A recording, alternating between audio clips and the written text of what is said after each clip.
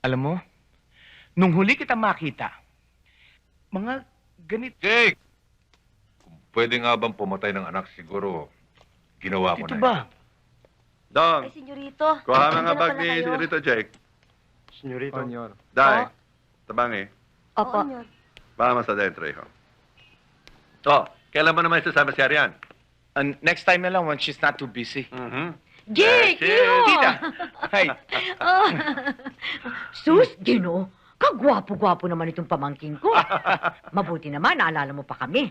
Noong isang taon napunta rito si mama mo, nasa Germany ka raw. Yes, tita. Well, come on, sit down. This is your home, remember that?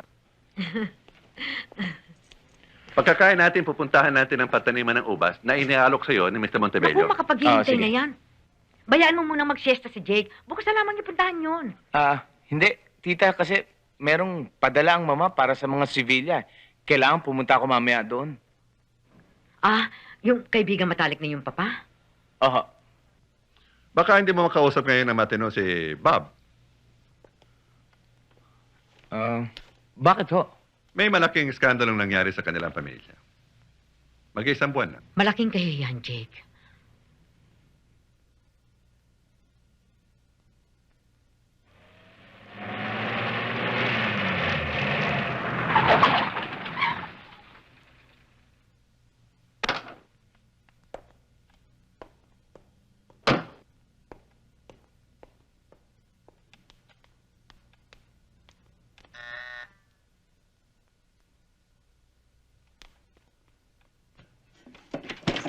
Masay ato, Si Tito Bob? nasa soda yun lang. Jake! Tita Mila. Kailan ka pa dumating? Ang mama, kumusta? Okay. Halika, tuloy ka. Matagal ka nang hindi nagbabakasyon dito sa Cebu, ah. Oo nga eh. Ito nga pala pinabibigyan ng mami para sa inyo. Ah. Tsaka itong sulat oh. Ah, salamat, ha? Ah, ang aking bunso, si June. June, ang kuya Jake mo. Hi, Kuya Jake. Siya yung madalas ni kwento sa amin. Mm-mm. Si Tito Bob?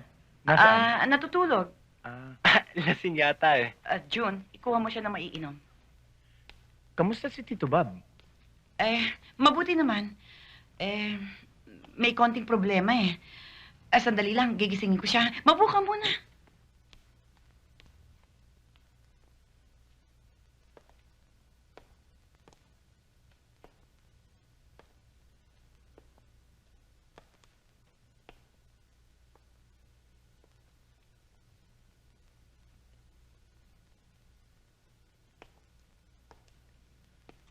Hi.